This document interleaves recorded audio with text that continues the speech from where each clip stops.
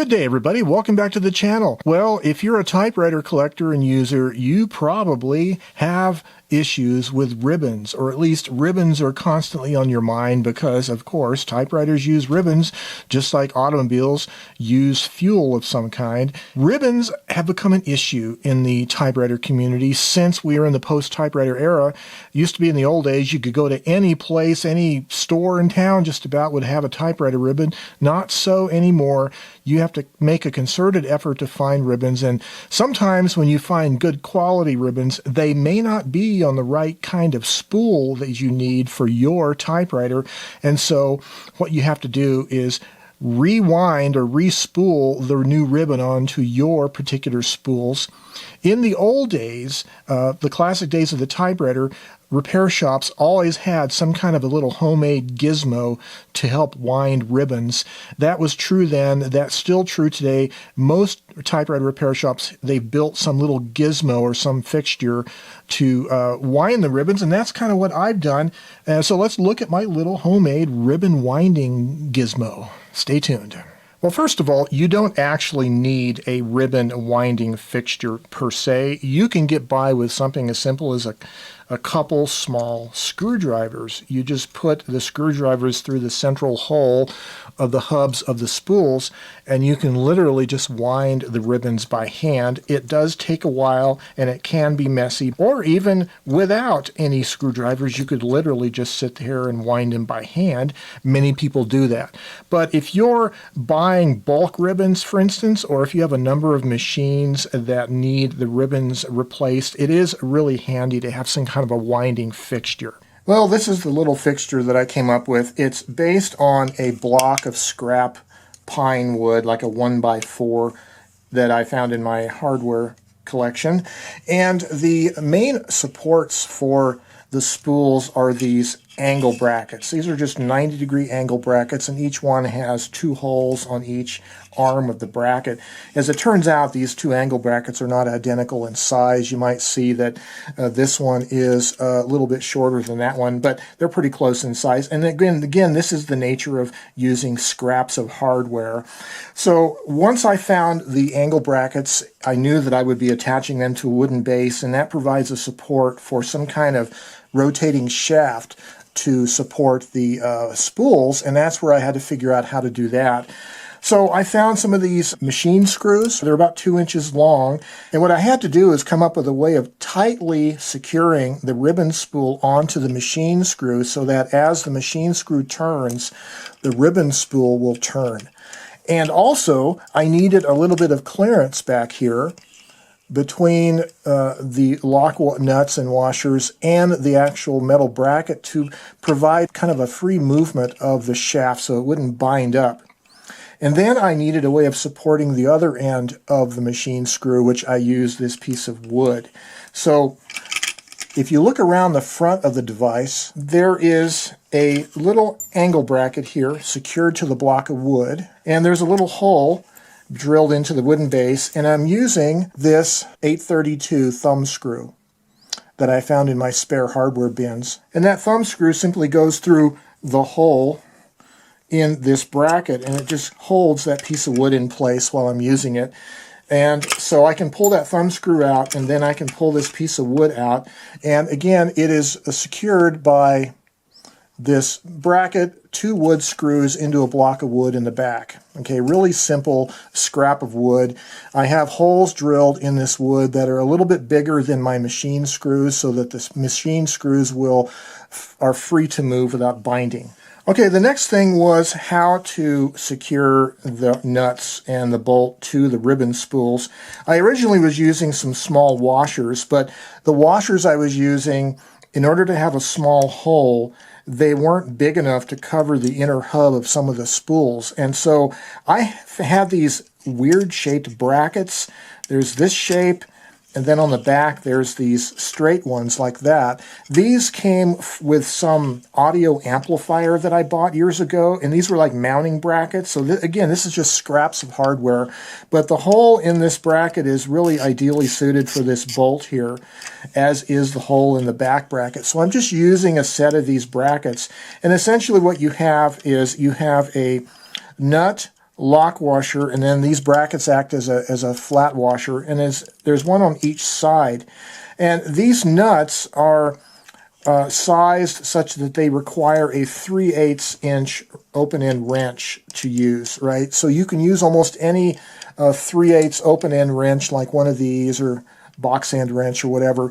But back here, between the back of the spool and the bracket, there's not as much clearance, and so I discovered that one of these Dremel Moto Tool chuck keys happens to be 3/8. It's perfect, and it also fits the hole in the middle. The little pin that secures the wooden plate in place fits nicely in there, so I can store this wrench on this fixture.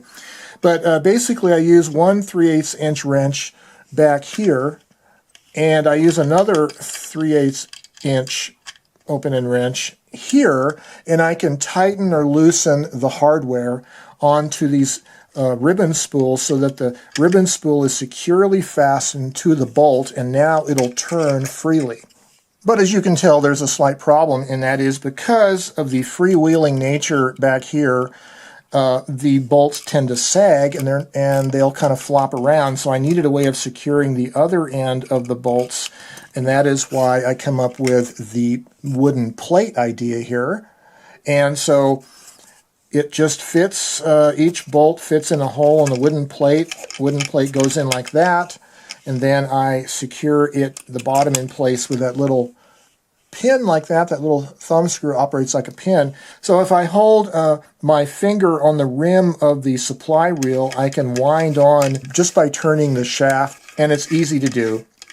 However, there's an even quicker way to wind on this ribbon, and that is by using a chuck in a electric-powered screwdriver. So I'm going to just hand tighten the chuck around the screw. Then I'm going to put some back tension on the supply reel.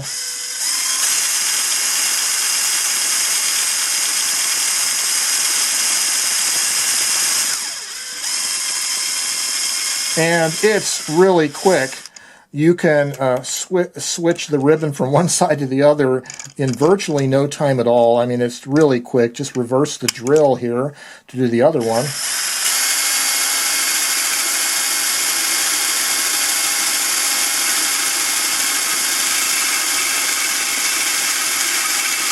Like that. It's really quick. Makes a nifty little ribbon winder. So I found when using different types of ribbon spools, like for instance these Olivetti spools that have these wider hubs, these wider brackets here on the spools on both sides really help to secure the spool in place onto the shaft. If you had tiny little washers, they wouldn't fit at all in here very well. So again, this is a homemade device just made from parts that I had laying around, so I don't really have any plans for it. But I did have a little minor detail that I thought was worth mentioning to you, and that is the feet. So one of the abacuses that I bought in the last couple years had 3 rubber feet on the bottom, and when I first saw that, I thought, hey, they cheated me out of one of the feet. But then I soon realized, no, this is actually a tripod. It keeps the unit from wobbling on uneven surfaces, and they don't even have to be the same height necessarily, and they'll still be stable. So that's a little trick that I use. These are just rubber pads or feet that I hot glued onto the bottom of the wood, piece of scrap wood, and it really does make for a nice stable little support there, and it works pretty well. Now, one of the issues that I noted is that when you do chuck the drill onto this zinc-plated screw, it will, over time, tend to wear the threads down. And consequently, I noticed that it's a little more difficult sometimes to take the nuts off the bolt when you have been using this electric screwdriver. So one of the ideas is you could go to using a stainless steel machine screw that would be harder metal, and the chuck of the drill wouldn't deform these threads as easy. The other idea that's probably even better is to grind down the threads on maybe the first centimeter or first half inch or so, and then on that unthreaded part, maybe file three sides, a triangular facet, so that it'll match the drill chuck. And then you would have a surface here on the tip of the screw to chuck, and it wouldn't roughen up these threads back here. They would remain in better quality. So either of those ideas would probably work well, either going to a stainless steel screw or just grinding down the threads on the front. So here's where I noticed that hole in my little Dremel Moto tool fits that little screw, so I can secure my little wrench in place. And what I might actually do is buy a couple extra wrenches, and I could store them all right here, store both of them here, so that it's all self-contained. Well, one of the reasons why I frequently respool ribbons is because I buy my ribbons online from a seller that sells these 12 packs of ribbons for about $10 plus shipping. And it says compatible with Olympia and Facet and Adler typewriters. So these are DIN size or German standard size spools, meaning they're slightly larger in diameter than the typical American typewriter spool. So just slightly larger, and the hole in the center is slightly bigger also, so they don't really work well with some of my American typewriters. And so I'll often respool these onto the existing spools for my typewriters. The reason why I like these, because under $1 per ribbon, and it's also very darkly inked. They're really nice and dark.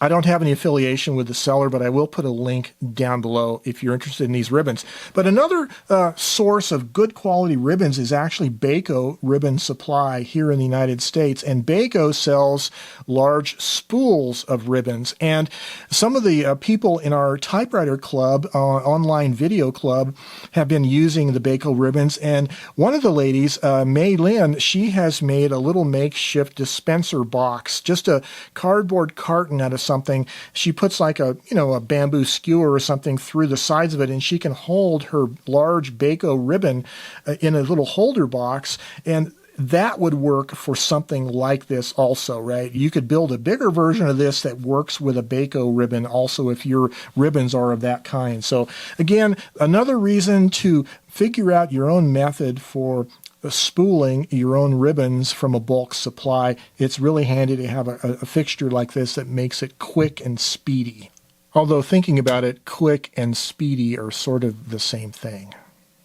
You know, I'm sure there is a vast DIY community out there that could probably take this idea, build some stepper motors and an Arduino board or something, and could drive this thing electronically and have two motors, one providing back tension so the ribbons are always tight. And you could go whole hog with this idea if you wanted to, but this is the bare bones simplest way of doing it mechanically, made out of spare parts from my parts bins in my workshop.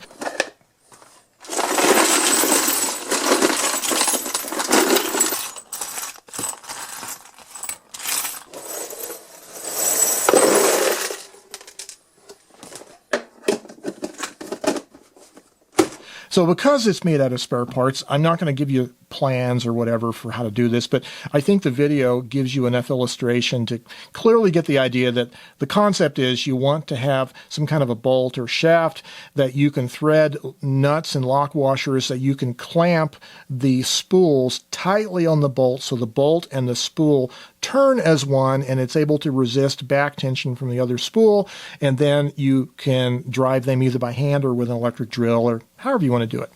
Well, that's my little project for the week. I finally got myself a ribbon spooling fixture, and that's going to come in handy for sure. What about you guys? Do you have any specific ways of winding ribbons other than getting your hands nice and messy, or do you use a couple little screwdrivers or chopsticks, or do you have another little gizmo like this? I'd love to hear your comments and see what you guys do for respooling ribbons. Let's have a dialogue about that. Drop a note down below. I'd love to hear from you. And in the interim period, until next time, stay well, stay healthy, stay creative. Have yourselves a great day. Bye-bye.